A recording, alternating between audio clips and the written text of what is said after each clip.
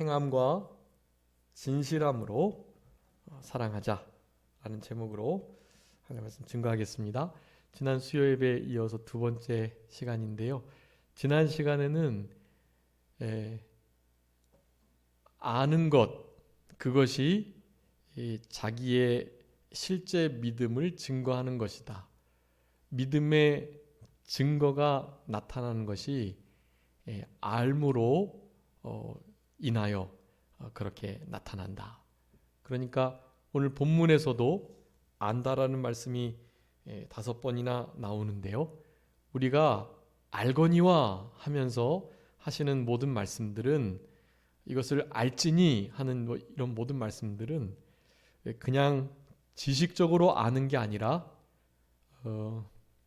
우리 요한일서에서 사용하는 대부분의 알다라는 단어는요, 경험하여 알다, 체험하여 알다, 그런 알다이거든요. 그러니까 그런 실제적인 경험적인 알미, 그 알을 통해서 우리 믿음이 드러나고, 그리고 진짜 우리가 믿는 하나님의 자녀, 그러니까 빛에 속해 있고 빛 가운데 거하고 하나님과 사귐이 있고 하나님께로부터 나고 세상과 구별된 그런 참된 하나님의 백성임을 실제적으로 증거하는 아주 중요한 방편이라는 것을 요한일서에서 아주 강조하고 계시는 것입니다. 그래서 행함과 진실함으로 사랑할 때 그 사랑함의 결과가 모든 증거, 어떤 아는 일들이 계속되는 거예요. 사랑 안에 거하는 줄 안다. 하나님 안에 있는 줄 안다. 세상에 속하지 않은 줄 안다. 하나님께로부터 난 줄 안다. 그분 안에 있는 줄 안다. 빛 가운데 있는 줄 안다. 그분과 사귐이 있고 교제하는 줄 안다. 그렇게 드러나는 것입니다. 우리 성도님들께서 실제로 성경 안에 있는 이 알다라는 단어를 좀 유심히 살피셔야 하고요.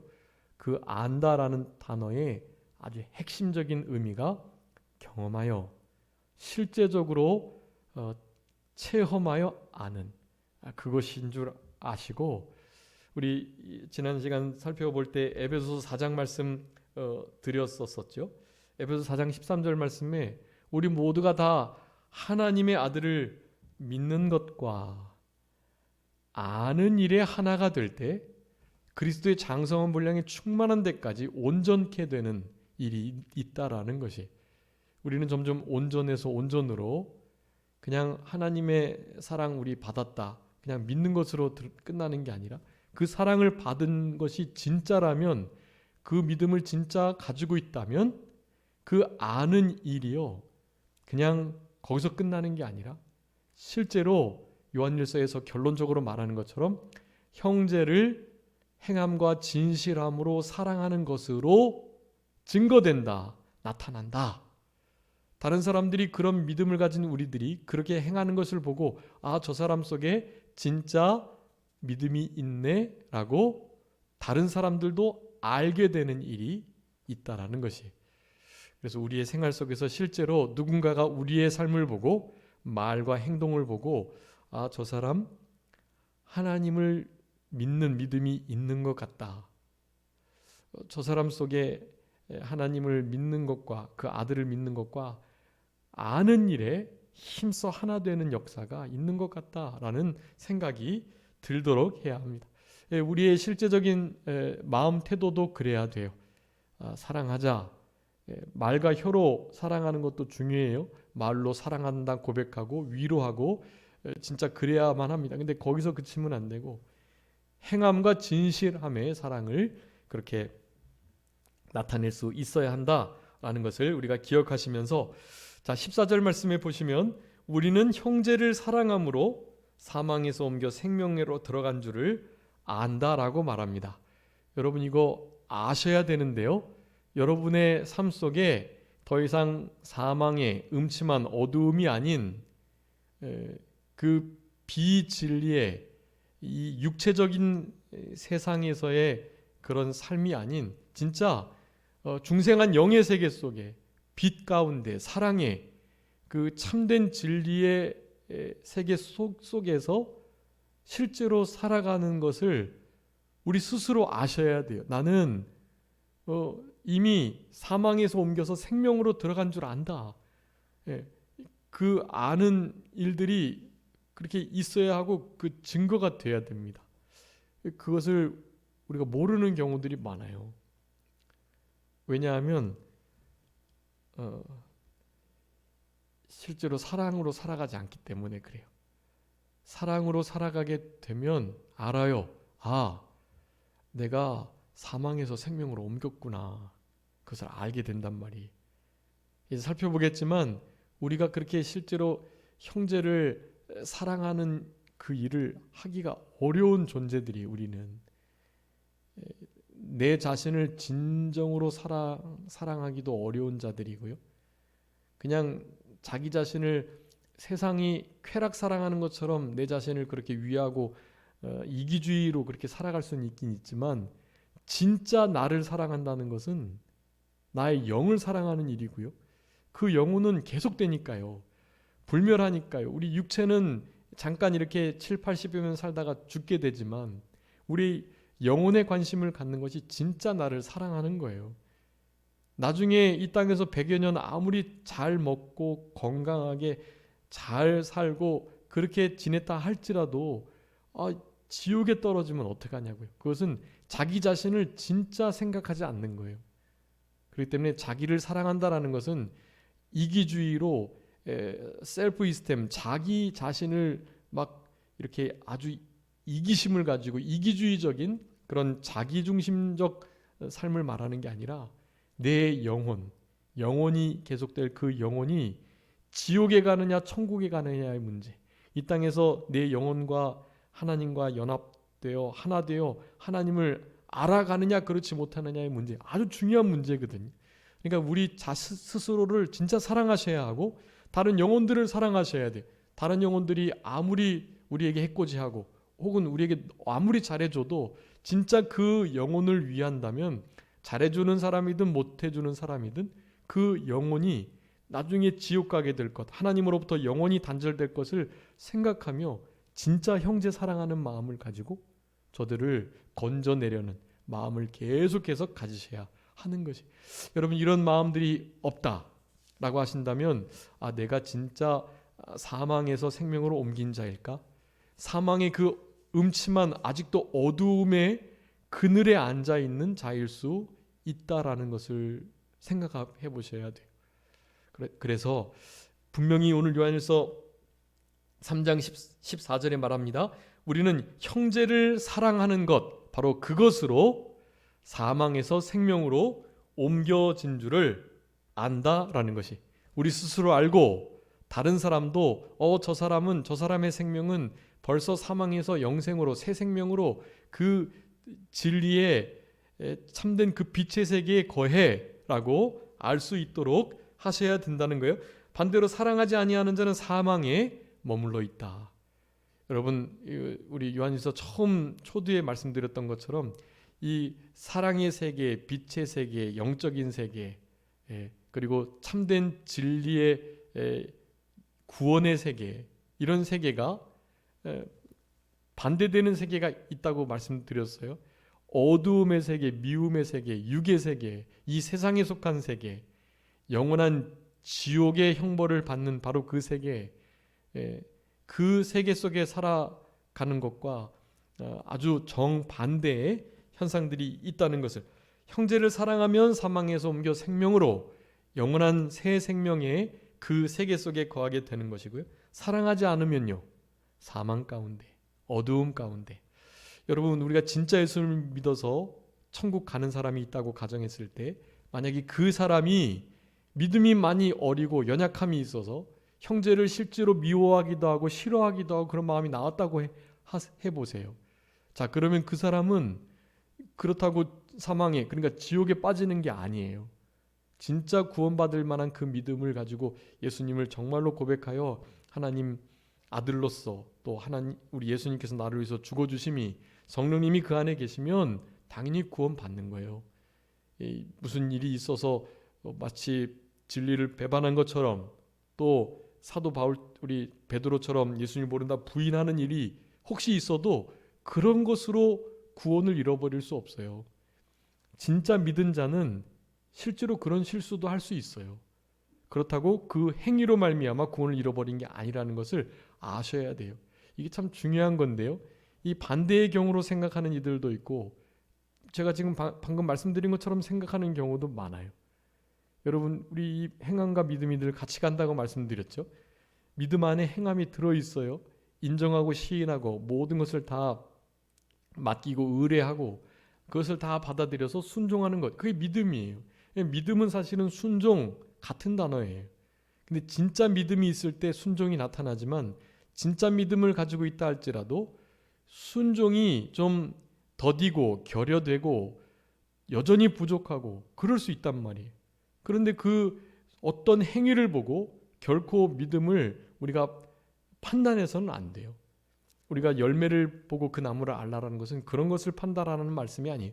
자기 삶 속에 맺혀지는 말의 열매, 생각의 열매, 또 육체의 어떤 결과들, 이런 것을 보고 내가 지금 바른 신앙의 길을 걸어가느냐, 그것을 판단하라는 것이지, 어떤 행위를 보고 다른 사람이 천국 가느냐 지옥 가느냐, 뭐 하나님께서 택하신 자냐 그렇지 않은 자냐, 이런 걸 판단하라는 말이 아니에요. 그런 것을 명확히 하셔야 돼요.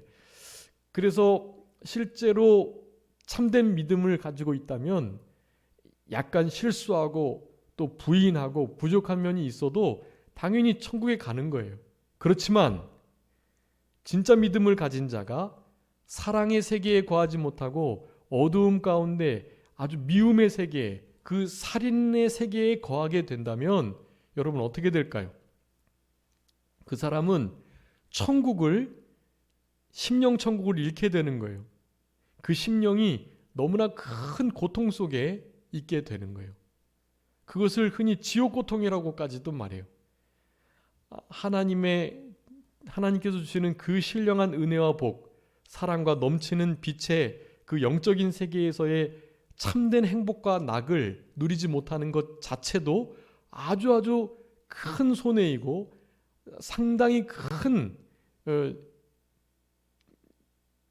죄의 결과고 징계나 마찬가지인데, 더 나아가서 그 마음속에 고통까지 있단 말이죠. 그러면 그것은 진짜 지옥 고통이라고 보는 거예요. 하나님과는 관계없는, 하나님과 멀어진, 하나님과 분리되고 떨어진 상태, 그것이 바로 지옥이거든요. 그렇기 때문에 이 땅에서도 진짜로 믿는 자도 지옥 고통을 경험할 수 있어요.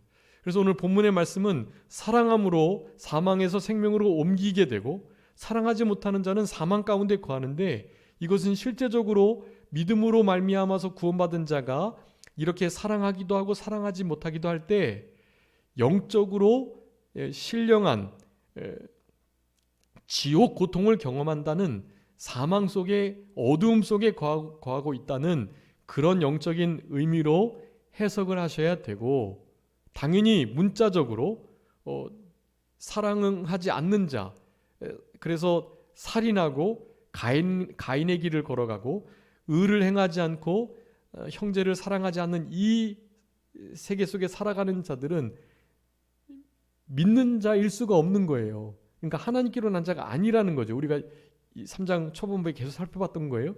당연히 그렇기 때문에 그런 영혼들은 불신 영혼으로서 진짜 사망에, 진짜 영원한 지옥에 머물 수밖에 없는 거예요. 우리는 두 가지 의미를 그렇게 분명하게 구별해야 됩니다. 나랑 상관없는 말이야가 아니라는 거예요.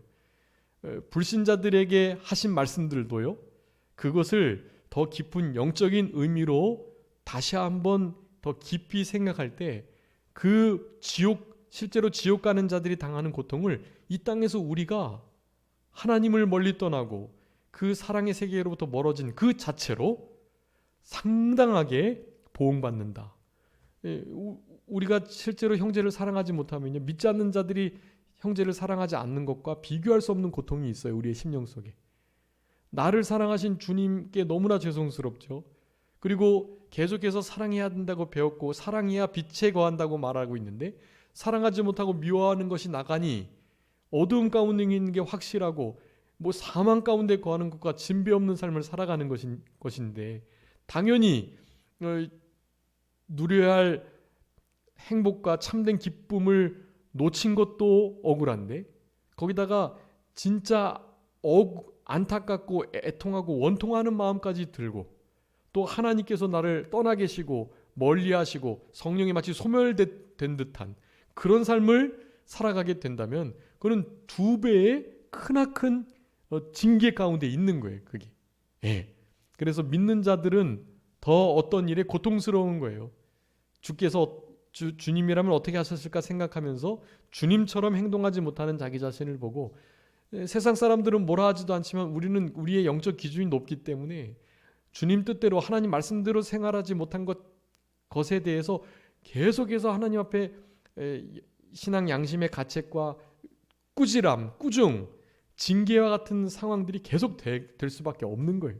자, 그렇게 되면 사망 가운데 거하는 거나 마찬가지예요. 사망에 거하고 어두움 가운데 거하고 그런 사람들에게는 흔히 말하는 심령의 천국, 하나님이 주는 참된 기쁨과 희락과 화평 이런 것을 누릴 수가 없게 되는 상황에 놓이게 되는 거예요. 여러분 이것은 진짜 지옥 고통이나 다름없어요. 결코 형제 사랑하는 일을 계속하셔서 사망에서 생명으로 옮긴 자답게 사망, 흑암, 그 살인의 미움의 세계에 육의 세계에 거하지 않도록 힘쓰셔야 됩니다. 자, 그것을 이제 말씀하고 있는데요. 거기에 대하여 아주 우리가 그렇게 할 수 있는 중요한 그 원인, 동기, 원동력 그것을 지금 말씀해주고 계시는 거예요. 자, 15절입니다. 그 형제를 미워하는 자마다 살인하는 자인데 살인하는 자마다 영생이 그 속에 거하지 아니하는 것을 너희가 아는 바라. 여러분 우리가 분명히 알아야 돼요. 미워하고 살인하는 것이 같은데 살인하는 자는 영생이 그 속에 거하지 않는다라는 것을 알아야 된다는 거예요. 여러분 우리가 실제로 형제를 미워하면 그거 칼로 실제로 상해하지 않아도 살인이라는 것을 여러분 기억하셔야 돼요. 우리 예수님도 이 부분의 율법을 분명히 풀어주셨단 말이에요. 간음하는 자, 살인하는 자 예수님께서 분명히 말씀하셨어요. 그 율법적인 규례의 그 수준이 그 차원이 훨씬 더 높은 거예요. 여기 분명히 요한일서 3장 15절에 말씀합니다. 그 형제를 미워하는 자마다 뭐 하는 자다? 살인하는 자다. 여러분 요한일서 2장에서는 뭐라고 말씀했습니까? 요한일서 2장 9절로 11절에 보면 형제를 미워하는 자 어떤 자라고요? 어두움 가운데 있는 자라고 분명히 말했어요. 요한일서 3장 15절에서 말합니다. 형제를 미워하는 자는 어디 가운데 있다? 무슨 자다? 살인하는 자다. 자, 요한일서 4장에서는요. 4장 20절 말씀에 형제를 사랑하지 않은 자, 그 자는 뭐 하는 자라고요? 한번 읽어주세요. 요한일서 4장 20절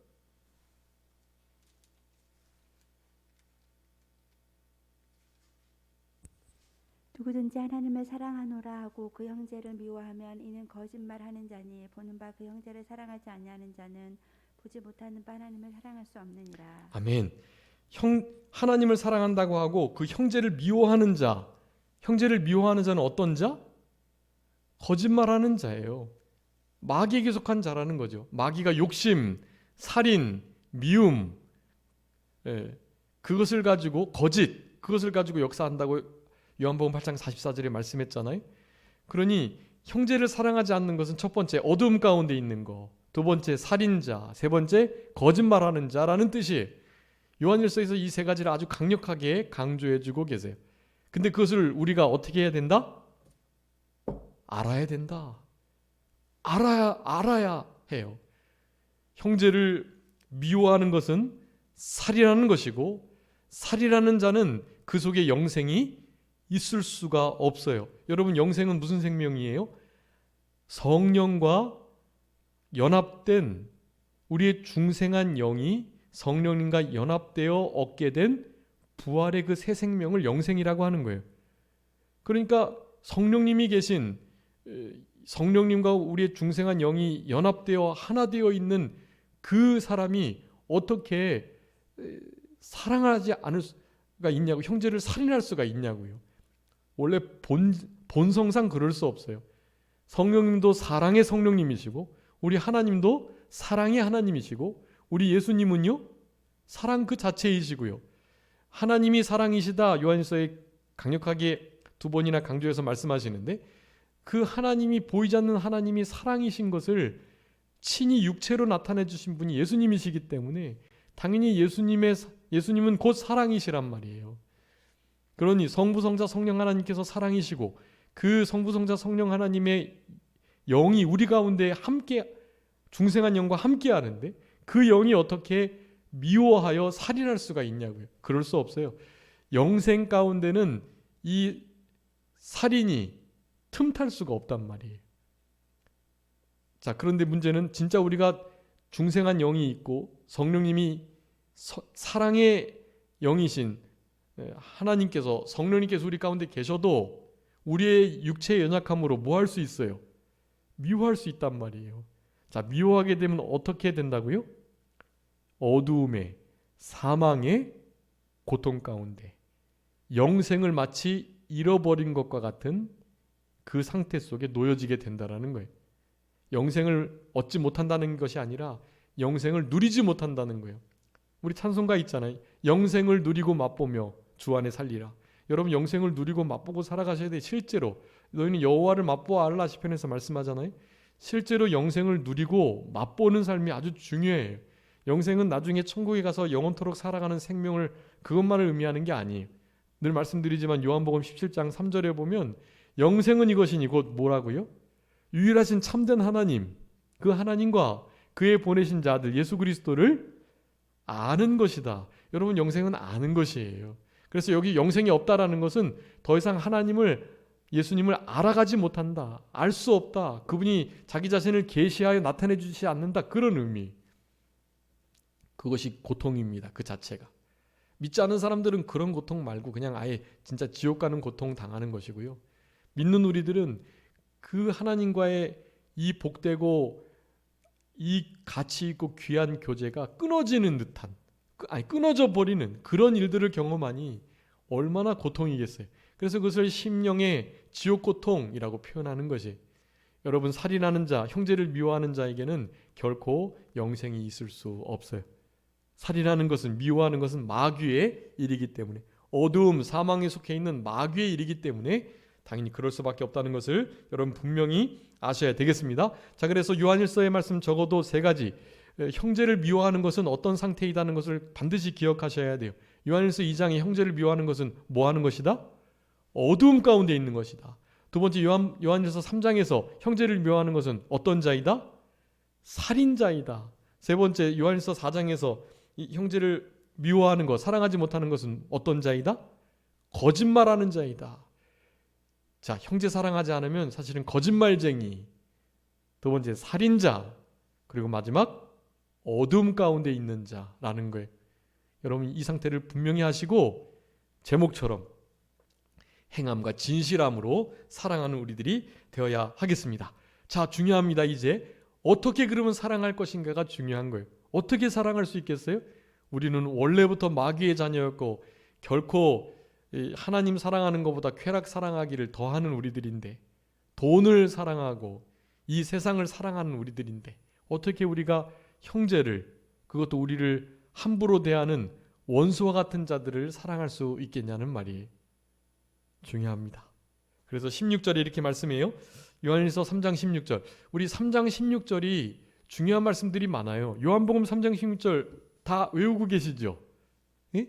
요한복음 3장 16절처럼 요한일서 3장 16절도 아주 반드시 기억하셔야 될 말씀이에요. 우리 다 같이 한번 읽어보겠습니다. 시작. 그가 우리를 위하여 목숨을 버리셨으니 우리가 이로써 사랑을 알고 우리도 형제들을 위하여 목숨을 버리는 것이 마땅하니라. 아멘. 여러분이 4장 요한일서 외우셨는데 요한일서 4장 11절에는 뭐라고 말씀합니까? 4장 11절에 사랑하는 자들아 하나님이 이같이 우리를 사랑하셨은즉 우리도 서로 사랑하는 것이 마땅하도다. 여러분 우리 인생 중에 마땅한 일들이 많아요. 근데 그 중에 사랑하는 것 이것이 마땅하다는 거예요. 우리가 되게 어렵고 최고의 법이기 때문에 최고의 수준이고 막 그런데요. 그것은 맞긴 한데 그 최고의 수준의 그 법을 막 지켜서 해 나가는 일은 마땅한 일이라는 거예요. 마땅한 일. 여러분 마땅한 게 뭡니까? 마땅한 거 한다고 보상 받나요? 못 받나요? 못 받는 거예요. 보상은. 종들이 상전에게 수종 든다고 종들에게 살해하지 않잖아요. 종은 그냥 하는 일이에요. 그게. 그 일 해놓고 뭐라고 말해요? 나는 무익한 종입니다. 마땅히 해야 할 일을 한 것뿐입니다. 라고 말한다고 하잖아요. 그런 우리를 우리 주님은 친구처럼 대하시고 도리어 우리를 대신해서 섬겨주시겠다고 우리의 발을 씻겨주셨던 예수님이세요. 우리는 그러니까 너무 좋은 거죠. 마땅히 해야 할 일을 하는데 그것을 알아주시고 상급까지 주시는 거예요. 우리는 그런 주님을 모시고 사는 정말 복된 인생길을 걸어가는 우리들이에요. 여러분, 우리가 이렇게 형제를 사랑하지 못하는 것이 사망에 거하고 어두움 가운데 거하고 거짓말하는 자고 살인하는 자고 진짜 형편없는 자 이미 분명하지만 그 일을 실제로 우리가 이겨내고 형제들을 원수까지도 사랑할 수 있어요. 요한 1서 3장 16절의 말씀을 분명히 기억하시면서 암송하시면서 그렇게 생활하신다면 가능해요. 자, 왜 우리가 다른 사람들을 사랑할 수 있다고요? 예수님께서 우리를 위하여 먼저 목숨을 버리셨기 때문이다 라는 것입니다. 여러분, 우리를 위해서 목숨을 버리실 만큼 사랑하신 분이 계셨고 그분이 우리에게 요구하시는 것은 형제를 사랑하라 라는 것이에요. 그러니 우리는 정말 우리를 위해서 죽어주신 그분의 그 유언의 말씀과 같은 뜻을 이루어 드려야 하는 것이에요. 여러분, 아무리 악한 자녀들도 부모님이 유언과 같이 남긴 말씀은 그래도 순종하려고 하잖아요. 그래서 우리 청개구리가 그렇게 반대로만 하다가도 그렇게 그냥 반대로만 했는데 그래도 마지막 유언이니까 그 말씀은 이루어 드리려고 그렇게 물가에다가 묻은 거잖아요. 예. 여러분, 진짜로 유언과 같은 말씀은 지키셔야 해요. 우리를 위해서 죽으신 분이 어떠한 삶을 살아가셨고 우리를 위해서 대신 죽으시면서 우리에게 어떠한 삶을 살아가기를 원하셨는지를 아는 우리들이니까 우리는 그렇게 살아가야만 해요. 그게 마땅한 거예요. 그러니까 그 예수님이 나를 위해서 목숨을 버리시고 죽어주셨다는 그 진리의 말씀을 늘 기억하고 마음에 새기시고 새롭게 하시면서 형제를 원수까지도 사랑하시는 우리들이 되었으면 참 좋겠습니다. 우리를 위해서 목숨을 버리신 그분, 우리가 이로써 사랑을 안다. 이로써는 무엇이에요? 예수님께서 목숨을 버리시면서까지 사랑을 행하셨던 그 사랑의 본을 보았기 때문에 안다라고 말하는 거예요. 우리는 보지 못했죠. 보지 못했지만 어떻게 해요? 믿는 거예요. 주님이 우리를 위해서 죽어주셨음이 믿어지니까 이로써 우리가 사랑을 알게 되는 거예요. 여러분, 우리가 알게 된 그 사랑 증거해야 합니다. 아는 것에 그치면 안 돼. 그 아는 것은 경험을 통하여 아는 것이라 했기 때문에 내가 사랑을 안다라고 말했다면 그거 진짜 경험하여 체험하여 아는 사랑을 말하는 거예요. 여러분, 우리 예수님께서 우리를 위해서 죽어주셨던 목숨을 버리셨던 그 사랑을 진짜 믿음으로 아는 자답게 이렇게 생활해야 되는 것이에요. 우리도 형제들을 위하여 목숨을 버리는 것이 마땅하니라. 자, 여러분, 중요합니다. 뭐가 마땅하다고요? 사랑하는 것이 마땅해요? 목숨을 버리는 것이 마땅해요? 요한 1서 3장 16절에는 목숨을 버리는 것이 마땅하다고 돼 있어요. 물론 아까 요한일서 4장 11절에서는 사랑하는 것이 마땅하다고 했지만 요한일서 3장 16절에는 목숨을 버리는 것이 마땅하다 그랬단 말이에요. 그러니까 우리가 목숨을 버리면서까지는 사랑 못하더라도 조금 희생당하고 좀 해코지 당하고 바보처럼 무시당하고 그렇게 좀 당해도 사랑해야만 하는 거예요. 목숨을 버리면서까지 사랑하는 것조차 마땅한 일이니 목숨까지 버리는 일은 아니니까 우리는 마땅히 사랑을 해야 하는 자들인 거예요. 사랑의 빚을 진 자예요. 주님의 사랑을 보고 우리를 위해서 목숨을 버리신 그 사랑으로서 우리가 빚진 자로서 있으니 그런 말입니다.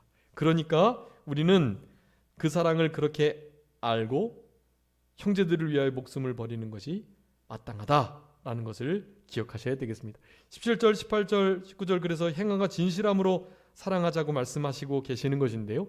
특별히 구체적인 사랑을 하라는 거예요. 그냥 말로 혀로만 하지 말고 실제적인 도움을 그들에게 주라라고 우리에게 요구하고 계시는 것입니다. 지금 이제 45분인데 자 그러면 첫 번째 우리가 사랑할 수 있는 이유, 그것은 우리 주님께서 우리를 위해서 목숨을 버리셨기 때문에 이게 아주 중요한 거의 원동력이 되는 말씀이에요. 내가 왜 굳이 사랑해야 돼? 사랑하는 것이 왜 마땅해? 내가 형제를 위해서 목숨 버리는 것이 당연한 거야? 맞습니다. 당연한 거예요. 왜냐하면 주님이 우리를 위해서 목숨을 버리셨기 때문에요. 우리는 이것이 가장 큰 원동력이 되어야 하고요. 사실은 이것만으로 다 돼요. 근데 이것이 너무 큰 사랑이고 여러분 너무나 큰 것은 우리가 좀 이렇게 경험하고 또 실제적으로 체험하여 느끼기가 어려워요. 늘 말씀드리는 것처럼 어마어마하게 큰 소리는 안 들려요. 여러분 지구가 좌전하고 공전하는 소리가 어마어마하게 커요. 근데 그 소리는 안 들려요. 왜냐하면 우리 가청 주파수 바깥에 있는 거기 때문에 그래요. 안 들린다고 없는 거 아닌 거 아시죠? 어마어마하게 큰 소리는 사실은 우리가 느끼기가 어려운 거예요. 마찬가지 하나님의 사랑, 주님의 사랑은요. 사실은 우리가 생각하는 어떤 이성의 합리적인 생각을 너무나 뛰어넘는 일이기 때문에 우리가 좀 간혹 하나님이 아들을 보내신 일, 아들이신 예수님께서 자신의 목숨을 버리신 일, 이런 일이 잘 피부로 와닿지 않는 경우가 많아요. 그래서 성경에서는 다른 여러 가지 좀 쉽게 이해할 수 있는 예들을 들어서 우리로 하여금 사랑하도록 명령하고 계시는 거예요. 어쨌든 제일 큰 명령의 기본적인 그 이유는 그분이 우리를 위해서 죽어주셨다라는 거예요. 여러분 그것이 딱 마음에 와닿지 않고 그래서 그거 감사하면 되지 이런 식으로 만약에 생각이 든다면 이제 말씀드리는 다른 우리가 사랑해야 할 아주 중요한 이유들을 사랑할 수 있는 그 힘들을 우리가 기억하시면서 사랑 실제로 행하시는 그런 우리들이 되어야 되겠습니다. 여러분 어떻게 사랑해야 할까 할 때 이 요한일서 3장 16절을 가장 먼저 떠올리시고요. 그분이 나를 위해서 죽어주셨으므로 우리는 그분의 그 사랑을 보고 믿고 그 사랑으로서 우리가 사랑을 분명히 안다고 했기 때문에 그분이 우리를 위해서 목숨을 버리셨던 그것을 항상 기억하셔야 되고요. 자, 두 번째 어떻게 사랑할 수 있는가? 사랑할까? 도저히 못 사랑하겠는데 라고 생각할 때마다 꼭 기억하셔야 할 아주 중요한 말씀이 있습니다. 그것은 다른 것이 아니고요. 바로 마태복음 18장의 말씀이에요. 제가 자주 드리는 말씀인데요. 마태복음 18장 21절부터 34절의 말씀이에요. 우리 사도 베드로가 하나님 우리 주님께 묻습니다. 형제를 7번 용서해주면 될까요? 아주 그때 당시 유대의 일반적 풍습은 보통 한 3번까지 용서해 주는 것이면 충분하고 그 3번조차도 잘 하기가 어려운, 그러니까 3번 정도만 용서해 줘도 아주 큰 사랑을 베푸는 거예요. 근데 사도 베드로가 묻는 거예요. 3번 정도가 아니라 그럼 4번, 5에서 한 7번 정도 형제 용서해 주면 그 정도면 좀 사랑하는 거겠죠? 라고 묻는 거예요. 예수님 뭐라고 답변하신다고요? 7번이 아니라 70번씩 7번이라도 용서해 주시라는 거예요. 사랑해 주라는 거예요. 품어주고 받아주고 관용하고 용납해 주라는 거예요. 그러면서 하시는 예화가 그 21절부터의 말씀이에요. 2 사람이 있는데 2 사람 다 빚을 졌어요. 한 사람은 1만 달란트, 또 한 사람은 100데나리온. 여러분 1만 달란트와 100데나리온의 그 화폐 가치의 차이는요 60억 분의 1이에요. 그러니까 쉽게 예를 들어서 100데나리온을 만 원이라고 한다면 1만 달란트는 60억 원이에요. 60억 원. 어마어마하죠. 1만 원 빚진 자와 60억 원 빚진 자가 있는 거예요. 그런데 이 60억 원 빚진 사람이요 주인 앞에 가가지고 간절하게 빌면서 이거 못 갚으면 자기가 잡혀 들어가고 가족들 잡혀 들어가고 집안의 모든 물건 다 팔아도 안 되는 일인데 이 60억 원을 그 빌려준 사람이 주인이 불쌍히 여겨서 60억 원을 탕감해 줬단 말이에요. 1만 달란트 갚지 말고 그 대신 열심히 잘 살아라. 탕감해 줬어요. 그 관원이 동관이라고 말하는데 그 관원이 탕감받고 나가서 기쁜 마음으로 길을 가는데 자기 자신에게 얼마요? 100데나리온. 그러니까 만 원. 자기 자신에게 만 원 빌린 그 사람을 만난 거란 말이에요. 여러분 60억 탕감받고 나온 그 사람이 그 자기 자신에게 만 원을 빌린 사람을 만났다면 어떻게 해야 될까요? 당연히 그 만 원 탕감해 줘야죠. 아니 자기 수중에 있는 100만 원, 1000만 원 오죽했으면 만 원 빌려가지고 겨우겨우 막 그것도 못 갚고 있는데 자기 수중에 있는 10만 원, 100만 원 그에게 줘야죠. 근데 그 관원이 동관이 어떻게 했다고요? 멱살을 잡고 당장에 그 만 원을 갚으라고 호통을 치는 거예요. 내 자녀들, 내 물건들 다 팔아서라도 갚아라. 정말로 갚을 거 없다고 곧 갚겠다고 말을 하는데도 그 만 원 빚진 자를 어떻게 한다고요? 감옥에 가둬버린 거예요. 여러분 이런 일이 내가 사랑하지 못하는 자, 나에게 해코지하는 그 원수와 같은 자들을 대하는 우리들의 모습과 다르지 않다라는 것을 말하는 것이 우리는 주님께 60억 원 탕감받은 자이고 우리에게 아무리 잘못하는 사람들도 그저 한 만 원, 2만 원, 3만 원 빌린 자일 뿐인 거예요. 그러니 그런 사람들을 나 60억 원 탕감받았다.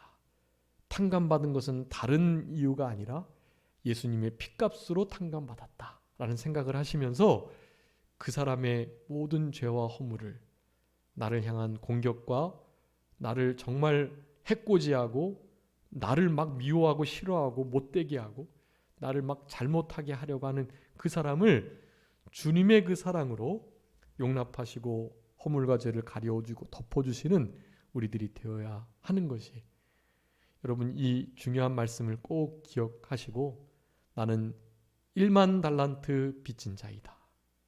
나에게 잘못하는 원수들은 그저 100데나리온 빚진 자들이다 라는 생각을 항상 가지시면서 그렇게 희생적이고 조건 없고 변함없고 틀림없고 끊임없는 먼저 죄인들을 사랑하셨던 우리 예수님의 사랑을 조금이나마 본받아서 남은 때를 살아가는 우리들이 되어야 되겠습니다.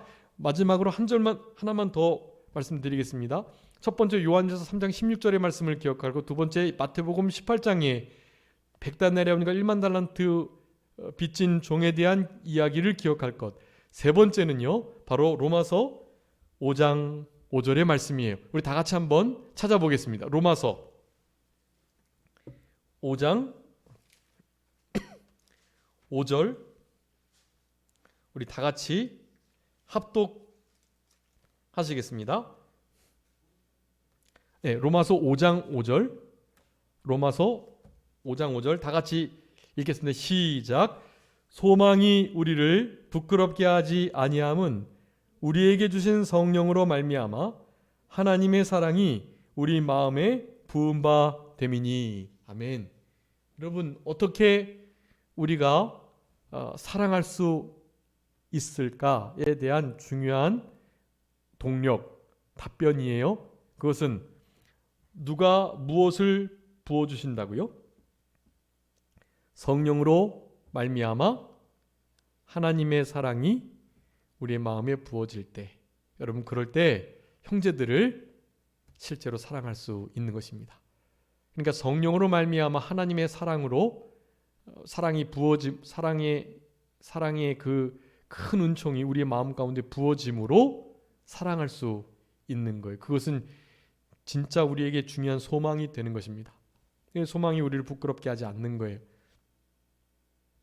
이렇게 할 때, 즉 성령께서 하나님의 사랑을 마음에 부어주셔서 사랑하게 될 때 사랑의 열매가 맺히게 되는 거예요. 사랑의 열매는 성령의 열매 중에 몇 번째예요? 첫 번째예요. 제1열매, 사랑의 열매입니다. 사랑, 희락, 화평, 오래 참음, 자비, 양선, 충성, 온유, 절제, 이 9가지 열매가 있는데 성령의 열매는 그 중에 첫 열매가 무엇이라고요? 사랑이에요. 이 열매는 성령의 열매예요. 우리의 열매가 아니라. 사랑의 열매는 우리가 맺힐 수 있는 게 아니에요, 사실은. 요한일서 3장 16절의 말씀을 기억하고 마태복음 18장의 그 중요한 비유를 늘 기억하면서 성령님께서 하나님의 사랑을 우리 마음 가운데 부어주실 때, 그럴 때 맺혀질 수 있는 열매가 사랑의 열매다 라는 것을 여러분 기억하시고, 이 최고한 법, 이 사랑을 우리가 잘 지켜내서 이 법을 지키는 자에게 주시는 말할 수 없는 은혜, 이 은혜를 늘 받아 누리시면서 남은 때를 살아가시는 우리 모두가 되셨으면 참 좋겠고, 이 사랑의 계명을 지켜낸다면 그 사랑의 계명 안에 모든 것이 들어 있으니 진짜 우리가 온전한 하나님의 사람으로 하나님의 뜻하신 바를 이루어 드릴 수 있는 진짜 그리스도의 장성한 분량이 충만한 데까지 이르고 자라게 되는 그런 우리들이 되게 되는 것입니다. 그런 남은 삶을 주님의 도우심으로, 주님께 소망을 둠으로 그렇게 살아가실 수 있는, 사랑할 수 있는 3가지 중요한 말씀들을 기억하시고요. 자, 요한일서 3장 16절, 마태복음 18장, 바로 로마서 5장 5절 이 말씀을 기억하시면서 우리가 사랑의 세계, 그 빛의 세계, 생명의 영생의 세계, 주님의 영적인 세계, 천국의 세계, 그 구원의 세계에 늘 거하시는, 그래서 실제로 우리의 삶 속에 천국이 이루어지는 가정천국, 교회천국, 직장천국, 우리의 심령천국, 이런 천국들이 이루어지는 우리들의 남은 생애가 다 되셔야 되겠습니다. 자, 기도하겠습니다. 살아계신 우리 아버지 하나님 감사합니다. 형제를 사랑하지 아니한다면 어두움 가운데 있는 자요, 살인한 자요, 거짓말하는 자라는 것을 우리들에게 강조하시며, 형제의 사랑함이 없다면 결코 사망에서 생명으로 이룰 수 없다는, 영생이 그 속에 있을 수 없다는 이 준엄하신 말씀들을 기억하며 이러한 징계 속에, 심령의 고통 속에 거하지 않을 수 있도록 우리를 위해서 목숨을 버리신 그분의 사랑으로서 사랑을 아는 자 된 우리가 그 사랑을 실제적으로 증거할 수 있는, 사랑의 열매가 맺혀질 수 있는 우리들의 남은 생애가 되게 하여 주시옵소서. 예수님께서 우리를 위해서 목숨을 버리셨다는 이 진리를 늘 기억하고, 우리가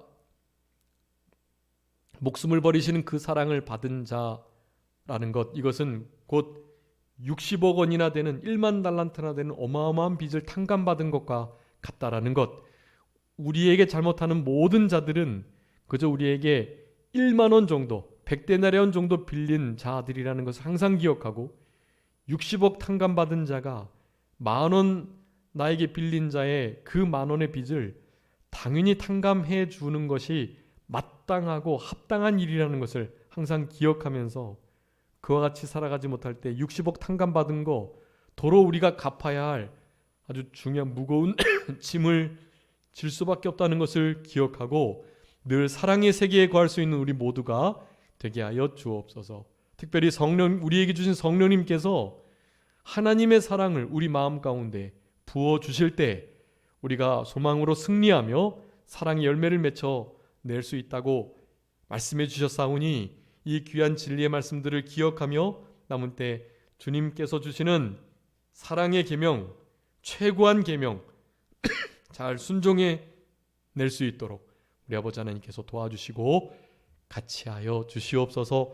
남은 한 주간도 우리 주님과 동행하며 야곱의 하나님으로 도움 삼고 여호와 자기 하나님에게 소망을 두는 복된 인생길을 걸어가게 하여 주시기를 간절히 바라옵고 모든 것 주님께 맡기오며 살아계신 예수 그리스도의 이름으로 기도 올리옵나이다.